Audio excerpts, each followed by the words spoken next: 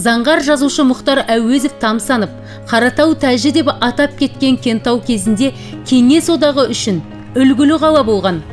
Шаһарды құрудағы мақсат Ащысай полиметалл кенішіндегі жұмысты жүргізу үшін еді. Сондықтан бағдарлама барысында Кентаудың қара шаңырағы болып есептелетін Ащысайға тоқталмай кету әбестік болар. Қаратау тәжінің шаңырағы болған Ащысайға келдік. Бұл маң Кентаудан бұрын құрылған. Ерекше тауларды көріп тұрсыздар.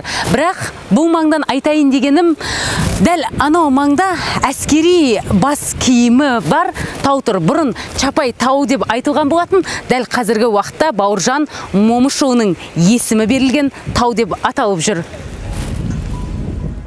Ащысай жер жаннаты, әйгілі болған мекен.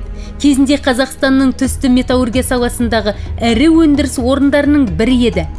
Екінші дүниежүзілік соғыста майданға қажетті қорғасынның жартысынан астамын берген кең орны қазір қалың ұйқыда. Тып-тыныш, туризмнің нағыз отаны болуға лайықты жердің таулары да үнсіз қалғып жатқандай. Қай аймақтың болмасын туризмін айтайын деп тасын түртсеңіз, тарих сөйлейді. Мәселен, менің артында тұрған мына ғимарат 1725 жылдары ағылшындар салған деседі. Мұнда алтын қорғасын өңдеу мақсатында.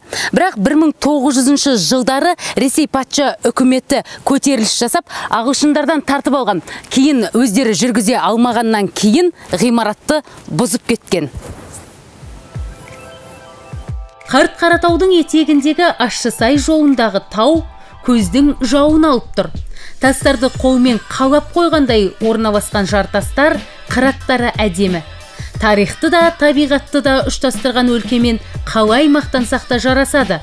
Тек туристі тартып, тірлікті жандандыру қажет-ақ.